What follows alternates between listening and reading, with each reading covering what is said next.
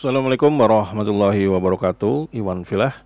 Pada video kali ini kita akan melihat ada sesuatu yang menarik ya, yaitu di podcastnya Bung Deddy Sitorus, salah satu kader PDIP yang menghuni Komisi 6 DPR RI. Di mana pada video kali ini beliau mengundang sutradara dari Dirty Vote, yaitu Bung Dandi Dwi Laksono. Nah, yang menariknya di sini adalah memang ada terjadi percakapan yang sangat menarik, perbincangan yang bermutu dan berkelas. Namun ada satu sesi di sini di mana Bung Dandi ini seakan menyentil dari Bung Deddy Sitorus.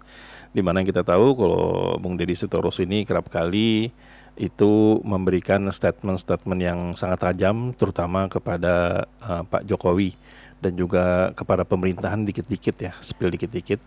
Nah, di sini Bung Dandi ini sempat, mungkin sengaja atau tidak sengaja, sempat mengatakan sesuatu yang mungkin bagi Deddy Sitorus menohok, mungkin juga lucu, mungkin juga tidak apa-apa.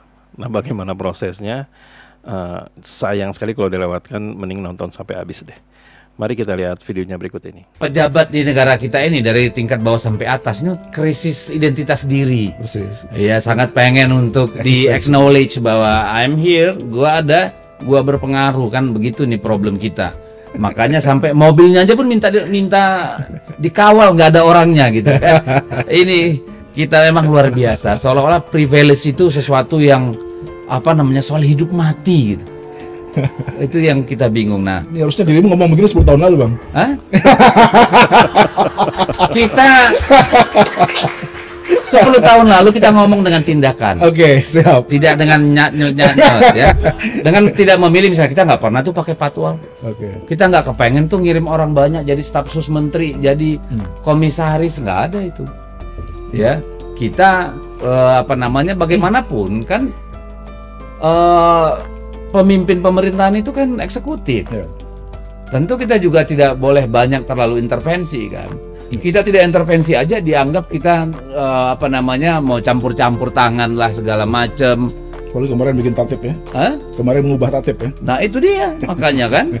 Dan ya sekarang nggak ada gunanya. Karena apa? Di balik itu apapun bisa terjadi. Satu malam pun kayak kemarin revisi undang-undang pilkada. Itu ketok-ketok aja, nggak ada urusan. Mumpung aku ketemu dirimu nih, jadi pengen nanya, dengan pemenang pemilu mayoritas kursi di DPR PDIP gitu misalnya, apa yang bisa dilakukan?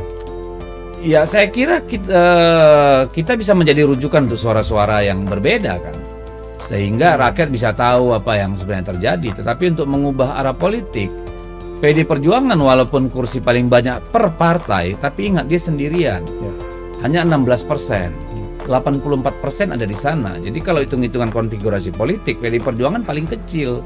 Jadi jangan menganggap PD Perjuangan itu paling besar gitu. Ini kan kesesatan berpikir, sama kayak 10 tahun lalu. Nah, kalian kan partai penguasa, 10 tahun ngapain aja?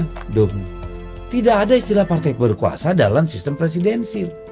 Paling jauh kita memberikan rekomendasi dengan dua cara, melalui DPR atau melalui langsung kepada pengambil keputusan, dalam hal ini presiden dan menteri-menteri. Walaupun saat itu presidennya pun masih petugas partai kan? Iya, petugas partai dalam konteks anggaran dasar, anggaran rumah tangga. Tapi kita tidak pernah memperlakukan kepala daerah apalagi presiden dalam artian petugas yang disuruh-suruh, subordinate, enggak. Karena konsep konsep petugas partai di kita itu adalah karena pertama mereka diberi surat tugas untuk memenangkan jabatan-jabatan publik. Kedua, mereka diberi mandat untuk mengeksekusi program-program prioritas, manifesto, dan ideologi partai. Itu konteksnya petugas partai.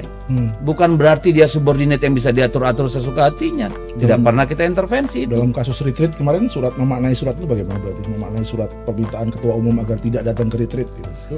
Iya, itu menunjukkan kepada kita bahwa kita siap berbeda. Karena apa? Retreat itu dilakukan justru pada saat kita bicara penghematan anggaran. Kedua, dengan alasan untuk kepentingan rakyat loh. Kepentingan rakyat itu ada kepala daerah langsung ke daerahnya kerja. Bukan berapa hari itu, 7 hari di Magelang sana. Kan gitu tuh, ya. Jadi itu cara kita untuk menunjukkan, membangun wacana publik gitu, bahwa kita ini satu kata dengan omongan, satu kata dengan tindakan dong. walk the talk gitu loh. Cuma politik itu kan nggak bisa dengan gaya LSM, Pak. Iya. Ya kalau nggak pasti stabilitas politik terganggu, gonjang-ganjing. Jadi Sebenarnya saya masih banyak pertanyaan, tapi karena ini hostnya Abang ya, Abang. iya, makanya gue yang nanya. Ya itulah tadi percakapan yang sangat menarik ya yang dilakukan oleh Bung Deddy Sitorus selaku tuan rumah dengan narasumber atau bintang tamu yang diundang adalah Bung Dandi Dwi Laksono, di mana yang kita ketahui kalau Bung Dandi Dwi Laksono ini adalah seorang figur atau seorang artis atau sutradara mungkin yang kerap kali membuat sebuah film atau dokumenter yang isinya itu sedikit mengkritik dari pemerintah ataupun mereka para pejabat yang menurut beliau atau menurut masyarakat itu memang pantas untuk ditegur atau dikritik secara visual ya. Nah, jadi bisa dikatakan kedua orang ini yaitu Bung Deddy dan Bung Dandi ini itu mereka menjadi oposisi dari pemerintah tapi dengan caranya masing-masing.